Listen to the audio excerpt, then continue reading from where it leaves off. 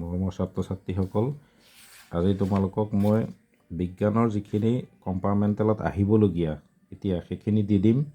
সেইখিনি চাবা, তোমালোকৰ বহুত কামত আহিব, যাতে 90 ওপৰত 90 ভিতৰত যাতে 80+ পোৱা, সেইটো হিচাপত মই এইখিনি তোমালোকক চিন দি দিম। তোমালোকে চাই লৈ সেইখিনি ভালকৈ পঢ়িবাও, কামত আহিব। যে ফাৰ্ষ্ট চেপ্টাৰটো আমাৰ আছিল ৰাসায়নিক বিজ্ঞান ৰাসায়নিক বিক্ৰিয়া আৰু সমীকৰণ। ইয়াৰ আহিবলগীয়া কুৱেশ্যন আছে আমাৰ ছেকেণ্ড পেজত মেগনেছিয়াম ফিটাডাল যে উজ্জ্বল বগা ৰঙেৰে জ্বলি উঠে, সেই পাউডাৰটো কি হয়? সেই পাউডাৰটোৰ নাম মেগনেছিয়াম অক্সাইড। তেনেকৈ এইখন চিন দিবা এইখিনি। তাৰপিছত নেক্সট আহিব তোমাৰ ভৰৰ নিত্যতা সূত্ৰটো। এইটো অহাৰ চান্স আছে পূৰা এইবাৰ, এইখিনি চিন দি ল'বা। তাৰপিছত অনুমান আৰু প্ৰচেষ্টা পদ্ধতি কি, এইটো আহিব পাৰে 1 নম্বৰ দি পেলাই, এইটো আহিব। এনেকুৱা সমতুল সমীকৰণ এটাও আহিব পাৰে। এইটো মানে এইটো উষ্ণতা চাপ অনুঘটকৰ সহায়ত আমাৰ হোৱা বিক্ৰিয়া এটা আহিব পাৰে, মানে গ্লুক'জ কেনেদৰে প্ৰস্তুত হয়, এইটো অহাৰ চান্স আছে এইবাৰ। এইটো চাবা এইটো। তাৰপিছত আহিব আমাৰ প্ৰশ্নাৱলীৰ 1 নম্বৰটো আৰু 2 নম্বৰটো, এইটো অহাৰ চান্স আছে, আৰু 3 নম্বৰটো এইটো চাবা। তাৰপিছত আমাৰ বিক্ৰিয়াৰ প্ৰকাৰৰ ভিতৰত যে আছে সংযোজন বিক্ৰিয়া, এইটো সংযোজন বিক্ৰিয়া, এইটো কাক বোলেও আহিব পাৰে। কাক বোলে আহিলে এইটো লিখি পেলাই এইটো উদাহৰণটো দি দিবা, পূৰা ফুল নম্বৰে আহিব। তাৰপিছত মাৰ্বলৰ ৰাসায়নিক সংকেতটো কি, এইটো আহিব পাৰে, মানে এইখন চাবা, সমীকৰণটো এইটো। তাৰপিছত আহিল তাপবৰ্জী ৰাসায়নিক বিক্ৰিয়াৰ এটা উদাহৰণ, কাক বোলে আৰু উদাহৰণ আহিব এইটো। প্ৰাকৃতিক গেছৰ দহন কেনেকৈ হয়, এইটো লিখিলেই হ'ল। আৰু শ্বসনজাত তাপবৰ্জী বিক্ৰিয়া কিয়, এইটো আহিব পাৰে, চান্স আছে পূৰা। সমীকৰণটো ইয়াৰ এইটো। তাৰপিছত আমাৰ আহিবলগীয়া কুৱেশ্যন আকৌ বিয়োজন বিক্ৰিয়া। এইটো বিয়োজন বিক্ৰিয়া কাক বোলে, ইয়াত আছেই তাপ বিয়োজন বিক্ৰিয়া এইটো।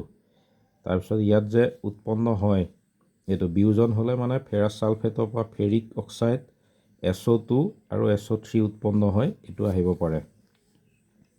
তাৰপিছত চূণশিলৰ পৰা কেনেকৈ পৰা চূণ আৰু কাৰ্বন ডাই অক্সাইড প্ৰস্তুত হয়, এইটো। তাৰপিছত ইয়াৰ আৰু এটা বিক্ৰিয়া, এইটো এটা। এই বিক্ৰিয়াকেইটা চাবা, ইয়াৰ যিকোনো এটা উদাহৰণত দিব পাৰিবা।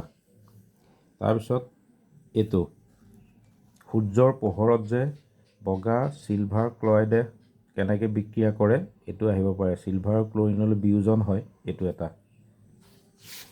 তাৰপিছত আহিব চিলভাৰ ব্ৰমাইড, এইটো মানে ব্লেক এণ্ড হোৱাইট ফটোগ্ৰাফিত ব্যৱহাৰ কৰা বিক্ৰিয়াটো কি আছিল, এইটো আহিব পাৰে। তাপগ্ৰাহী বিক্ৰিয়া, এইটো আহিব পাৰে। তাৰপিছত ইয়াৰ প্ৰশ্নাৱলীৰ 1 নম্বৰটো চাবা।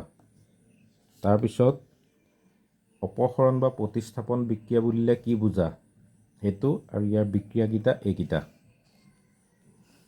তাৰপিছত অৰ্ধক্ষেপণ বিক্ৰিয়া বুলিলে কি বুজা, এইটো কাক বোলে, এইটো, আৰু বিক্ৰিয়াটো এইটো।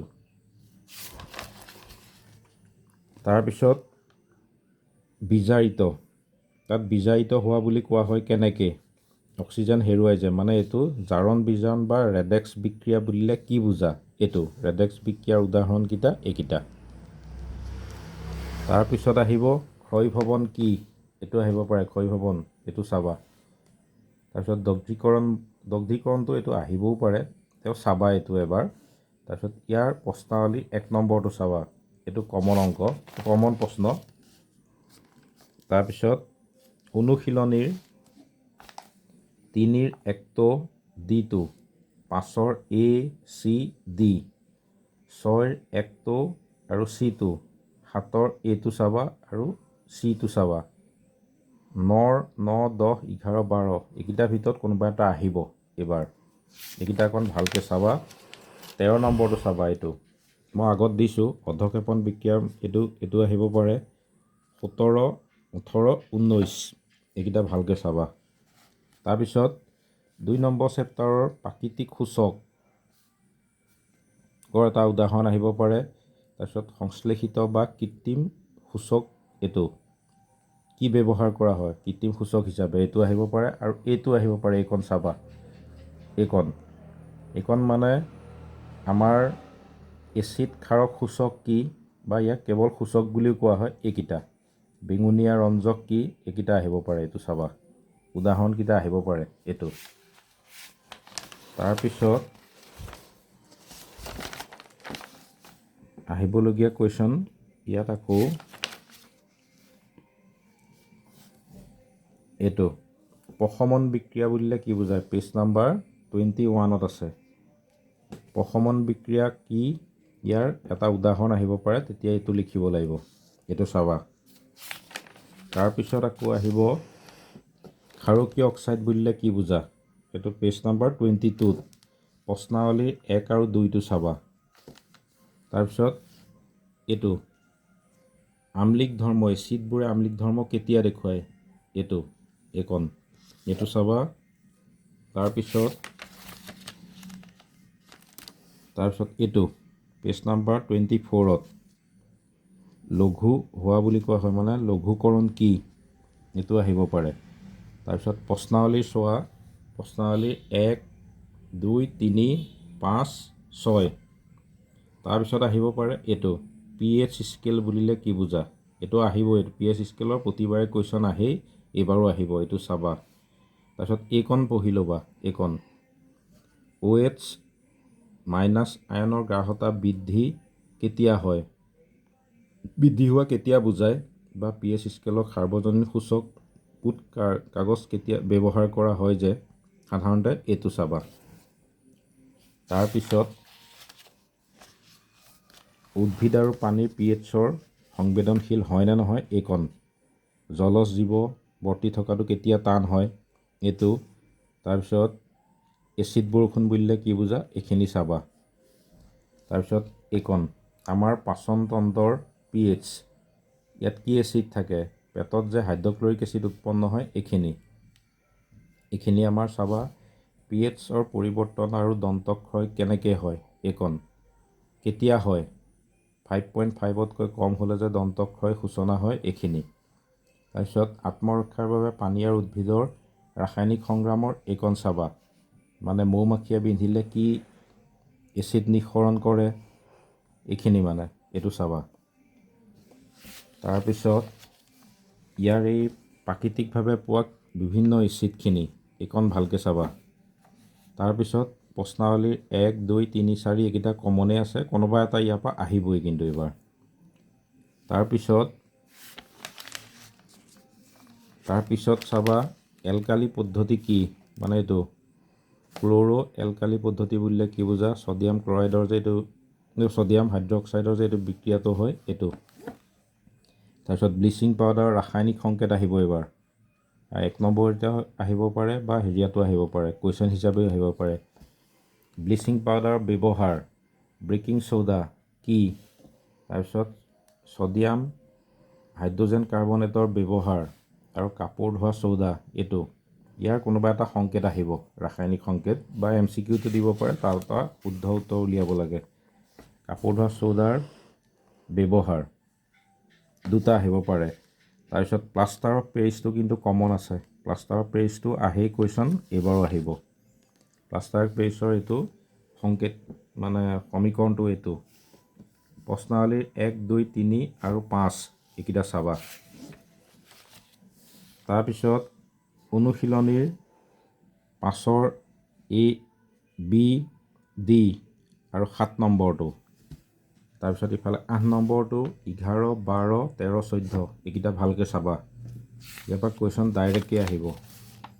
তাৰপিছত ধাতু আৰু অধাতু, এইটোৰ পৰা কুৱেশ্যন আহে। ধাতুৰ ঘাত সহনীয়শীলতা কি, এইটো আহিব পাৰে। তাৰপিছত ধাতুৰ আটাইতকৈ সুপৰিবাহী ধাতু কি কি, তাপৰ মানে আটাইতকৈ সুপৰিবাহী ধাতু এইকেইটা, এই 2টা আহিব পাৰে। তাৰপিছত এইটো চাবা, শব্দ উৎপন্ন কৰা ধাতু কি বুলি কোৱা হয়, অধাতু এইকেইটা ইয়াৰ এইটো মানে অধাতুবোৰ কঠিন নাইবা গেছীয়, খালি ব্ৰমিনটোহে জুলীয়া অৱস্থাত থাকে যে এইটো একমাত্ৰ জুলীয়া অৱস্থাত থকা অধাতুটো কি তেনেকৈ আহে। তাৰপিছত পাৰা সাধাৰণ উষ্ণতাত কি হৈ থাকে এইটো আহিব পাৰে। তাৰপিছত ধাতুৰ গলনাংক বেছি কিন্তু গেলিয়ামৰ চিজিয়াম ধাতুৰ গলনাংক নিচেই কম এইটো আহিব পাৰে। তাৰপিছত বহু ৰূপতাটো আহিব এইটো আহে। তাৰপিছত ক্ষাৰ ধাতু কি এইটো চাবা। আৰু প্ৰশ্নাৱলীৰ এইকেইটা এইকেইটাৰ ভিতৰত আহিবই, নহা কথাই নাই। তাৰপিছত চাবা উভয়ধৰ্মী অক্সাইড বুলিলে কি বুজা এইটো বিক্ৰিয়াকেইটা এইকেইটা ভালকৈ চাবা। তাৰপিছত আমাৰ চাবলগীয়া আকৌ এইকেইটা এইকণ চাবা। তাৰপিছত অক্সিজেনৰ লগত যে বিক্ৰিয়া নকৰে ৰূপ আৰু সোণে উচ্চ উষ্ণতাটো এইকেইটা উচ্চ উষ্ণতাটো অক্সিজেনৰ লগত বিক্ৰিয়া কৰা ধাতুকেইটা কি এইটো এনেকৈ আহিব পাৰে। তাৰপিছত এনদীকৰণ কি এইটো আহিব পাৰে। তাৰপিছত আহিবলগীয়া তাপবৰ্জী বিক্ৰিয়া যে এইটো ইয়াৰ মানে এই বিক্ৰিয়াকেইটা আহিব পাৰে তাপ উৎপন্ন হোৱা। তাৰপিছত এইকণ চাবা মেগনেছিয়ামে ঠাণ্ডা পানীৰ লগত বিক্ৰিয়া নকৰে এইকণ ভালকৈ চাই যাবা। বিক্ৰিয়াকেইটা এইকেইটা ইয়াত লেড কপাৰ ৰূপ সোণ আদি ধাতুৱে পানীৰ লগত মুঠেই বিক্ৰিয়া নকৰে, মানে পানীৰ লগত মুঠেই বিক্ৰিয়া নকৰা দুটা ধাতুৰ নাম আহিব পাৰে এনেকুৱা সেইটো চাবা। তাৰপিছত অম্লৰাজ কি এইটো আহিব, অম্লৰাজটো এইটো চাবা ভালকৈ। তাৰপিছত সক্ৰিয়তাৰ ক্ৰম 4টা ধাতু দি পেলাই MCQত মিলাবলৈ আহিব, মিলোৱা থাকিব, তাৰপৰা কোনটো শুদ্ধ সেইটো আহিব। তাৰপিছত চাবা প্ৰশ্নাৱলীৰ 1টো 4টো 5টো। তাৰপিছত আয়নীয় যৌগৰ ধৰ্ম দুটা আহিব, ইয়াৰ এইকেইটা মানে ধৰ্মকেইটা যিকোনো দুটা লিখিবলৈ আহিব। প্ৰশ্নাৱলীৰ 1ৰ 2টো আৰু 2 নম্বৰটো এইটো। তাৰপিছত এইকণ আকৰ কি মণিক কি এইকেইটা আহিব 1 নম্বৰীয়াত। তাৰপিছত সক্ৰিয়তাৰ ওপৰত নিৰ্ভৰ কৰি ধাতুবোৰৰ ভাগকেইটা কি এইকেইটা। তাৰপিছত চিনাবাৰ মাৰ্কিউৰীৰ এটা আকৰিকৰ নাম আহিব এনেকৈ 1 নম্বৰীয়াত আহিব, এইটো লিখিব পাৰিবা বা 1 নম্বৰীয়া ডাইৰেক্টো দিব পাৰে এইটো। তাৰপিছত তাপজাৰণ কেনেকৈ হয় এইটো যে তাপজাৰণ বিক্ৰিয়াটো আৰু দগ্ধীকৰণ, তাপজাৰণ আৰু দগ্ধীকৰণৰ কুৱেশ্যন প্ৰতিবাৰে আহিবই। উদাহৰণকেইটা এইকেইটা ভালকৈ চাই ল'ব এইকেইটা। তাৰপিছত থাৰ্মিট বিক্ৰিয়া বুলিলে কি বুজা এইটো আহিব, এইটো চাবা। আৰু বিদ্যুৎ পৰিশোধন প্ৰক্ৰিয়া পদ্ধতি এইটো ধাতু শোধনৰ এইটো আহিব পাৰে। প্ৰশ্নাৱলীৰ 1টো 2টো আৰু 3টো এইকেইটা চাবাই। তাৰপিছত এনদ বোকা বুলিলে কি বুজা এইটো আহিব পাৰে, এইটো চাবা। তাৰপিছত ক্ষয় প্ৰতিৰোধ বুলি এইটো কেনেকৈ হয় মানে এইটো 10টা লেপন বা এইখিনি যে আমি কৰোঁ মামৰ নধৰিবৰ কাৰণে কি কৰা হয় এইটো আহিব পাৰে। তাৰপিছত সংকৰ ধাতু কি এইটো আহিব, সংকৰ ধাতুটো। তাৰপিছত বিশুদ্ধ সোণত কি থাকে এইটো আহিব পাৰে। তাৰপিছত তোমাৰ এইকেইটা চাবা এমালগাম কি। তাৰপিছত ধাতু মানে বৈদ্যুতিক তাঁৰ যোৰাৰ লগত ব্যৱহাৰ কৰে যে এইটো গলনাংক কম হোৱাৰ কাৰণে এইটো আহিব পাৰে। তাৰপিছত প্ৰশ্নাৱলী 2 আৰু 3 এইটো চাবা। তাৰপিছত অনুশীলনীৰ 6, 7, 8, 10, 11, 12, 1 আৰু 2, 14 আৰু 16 এইকেইটা চাবা।